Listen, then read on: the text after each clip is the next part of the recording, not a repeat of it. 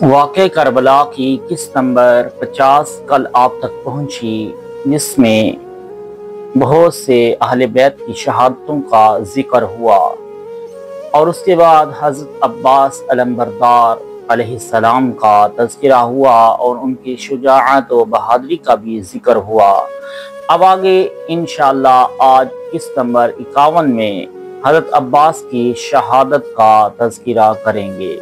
لوگ آپ کے نیزہ سے ڈرنے لگے اور آپ کی تلوار سے خوف زدہ ہو گئے۔ آپ نے دوسری مرتبہ گھوڑے کو مہمیز لگائی تو یزیدیوں نے دوسری مرتبہ 1000 سواروں کے ساتھ آپ پر حملہ کر دیا۔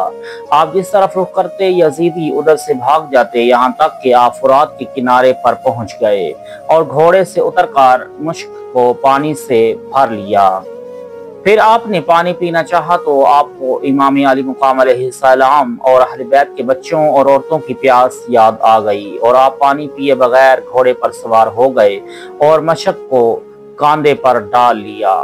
یزیدی پیادوں اور سواروں نے آپ کا راستہ روکا تو آپ نے ان کے ساتھ جنگ شروع کر دی۔ اچانک نوفل بن ارزق نے بے خبری میں آپ تک آ گیا اور آپ اس وقت دوسروں کے ساتھ مصروف کارزار تھے۔ اس بدبخت نے آپ پر حربے کا وار کیا جس سے آپ تک آ گیا، جس سے آپ کا دایاں ہاتھ کٹ گیا۔ حضرت عباس سے انتہائی جرأت و مردانگی سے کام لیتے ہوئے بائیں کاندھے پر مشک ڈال لی تو ان کا بایاں بازو بھی قلم کر دیا گیا۔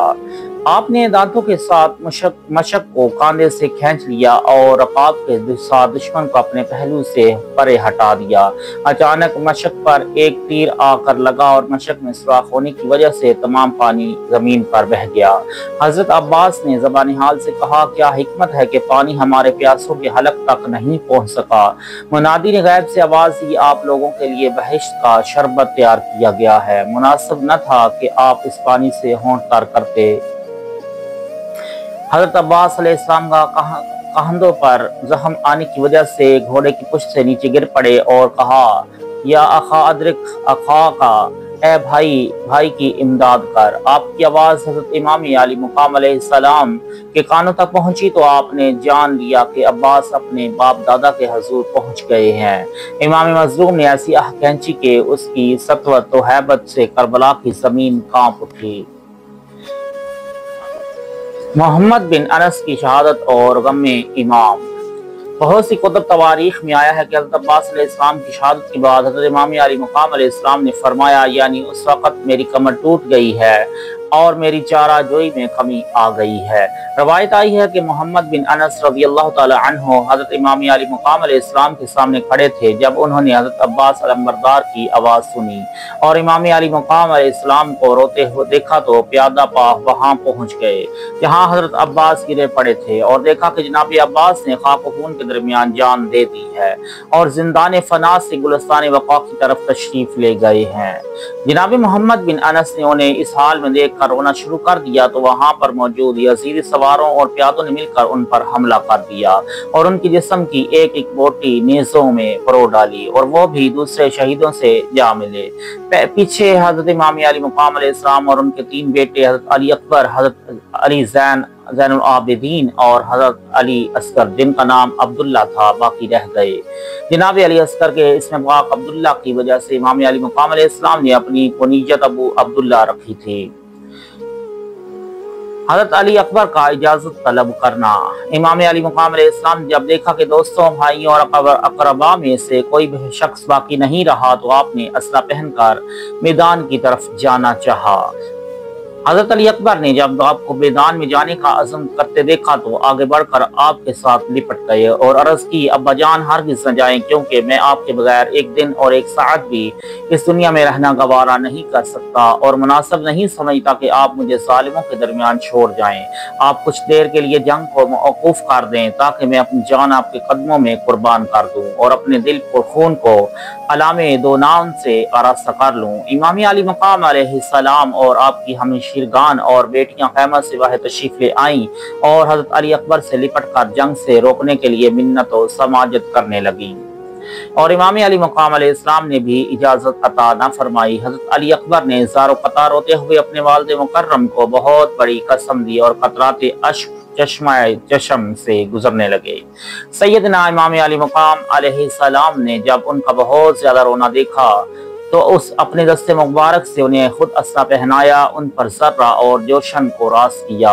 حضرت امیر علیہ السلام کا پٹکا ان کی کمر میں باندھا، فولادی خود ان کے سر مبارک پر رکھا اور اپنے گھوڑے عقاب پر سوار فرمایا۔ جناب علی اکبر کی والدہ محترمہ اور بہنیں ان کی رکاب و عنان سے لپٹ گئیں اور پانی کی جگہ اپنے آنکھوں سے خون بہانے لگیں۔ امام علی مقام علیہ السلام نے فرمایا کہ اس سے ہاتھ ہٹا لو کیونکہ یہ آخرت کا عزم سفر کر چکا ہے۔ جناب علی اکبر میدان کاذار میں پس جب حضرت علی اکبر نے ان کو الوداع کہا اور میدان جنگ کی طرف تشریف لے گئے۔ جناب علی اکبر علیہ السلام 18 سالہ نوجوان تھے۔ آپ کا رخ انور آفتاب کی مانند اور زلفیں مشتاب ناب کی طرح تھی۔ خلق اور خلق میں رسول اللہ صلی اللہ علیہ وآلہ وسلم کے ساتھ ان سے زیادہ مشابہ کوئی نہیں تھا۔ جب میدان میں پہنچے تو مقام معرکہ آپ کے رخساروں کی شعاع سے منور ہو گیا۔ ابن سعد کے لشکر نے ان کے حسن جمال سے حیران ہو کر ابن سعد سے پوچھا، یہ کون ہے جس کے ساتھ جنگ کرنے کے لیے تو ہمیں لے آیا ہے؟ ابن سعد نے جناب علی اکبر علیہ السلام کو اسب عقاب پر سوار دیکھا تو کہا، یہ حسین کا بڑا بیٹا ہے جو شکل و شمائل میں حضور رسالت مآب صلی اللہ علیہ وآلہ وسلم سے مشابہت رکھتا ہے۔ ایک روایت میں آیا ہے کہ اہل مدینہ پر جب حضور صلی اللہ علیہ وآلہ وسلم کی زیارت کا شوق غالب آتا تو حضرت علی اکبر علیہ السلام کو دیکھ لیتے، اور جب سید انام علیہ السلام کی گفتگو سننے کا شوق ہوتا تو شہزادہ حسین علی اکبر علیہ السلام کی میٹھی باتیں سن لیا کرتے تھے۔ یہ جوان سرور رواں کی طرح طلعت افروز گلے ارغوان سے تازہ گھوڑے کی جولانیاں دکھاتے ہوئے میدان میں تشریف لائے اور رجز پیش کی۔ یہ جو شہزادے نے اپنی حسب و نسب اور عز و شرف کو بیان کرتے ہوئے پڑھی۔ ابو المعارف خوارزمی روایت لائی ہیں کہ حضرت علی اکبر رضی اللہ تعالیٰ عنہ معرکہ مبارزت میں جلوہ کناں ہوئے۔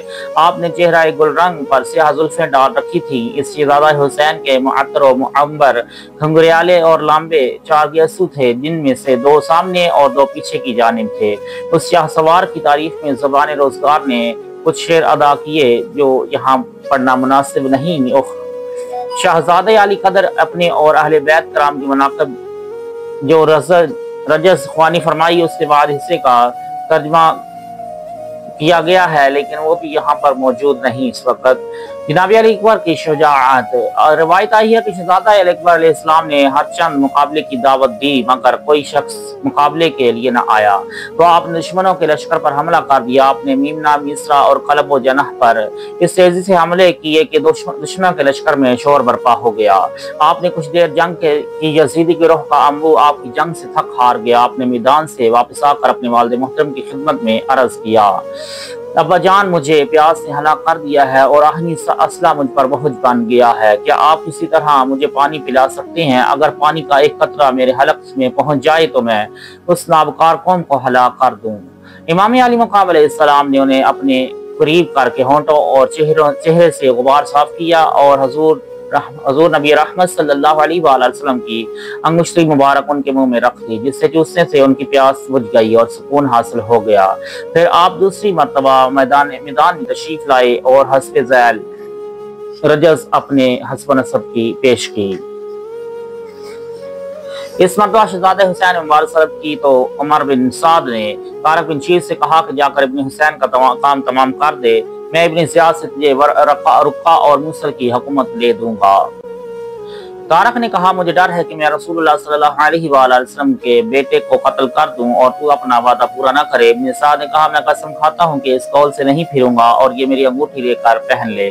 طارق نے ابن سعد کی انگوٹھی پہنی اور رقہ اور موصل کی حکومت کی امید پر حضرت علی اکبر کے ساتھ جنگ کرنے کے لیے مسلح ہو کر میدان میں آ گیا۔ میدان میں آتے ہی اس نے حضرت علی اکبر پر نیزے کا وار کیا۔ حضرت علی اکبر نے اس کے وار کو روکا اور اپنا نیزہ اس کے سینے میں مارا، جس کی نوک 2 بار لشت اس کی پشت سے پار نکل گئی۔ طارق گھوڑے سے گر گیا تو حضرت علی اکبر نے اپنے مرکب عقاب کو اس پر چڑھا دیا، یہاں تک کہ اس کے تمام اعضاء گھوڑے کے سموں سے ٹوٹ پھوٹ گئے۔ بعد ازاں اس کا بیٹا عمر بن طارق میدان میں آیا اور قتل ہو گیا۔ اس کے بعد اس کا دوسرا بیٹا طلحہ بن طارق اپنے باپ اور بھائی کے غم میں جلا ہوا شعلہ آتش کی طرح گھوڑے دوڑاتا ہوا حضرت علی اکبر کے سامنے پہنچ گیا۔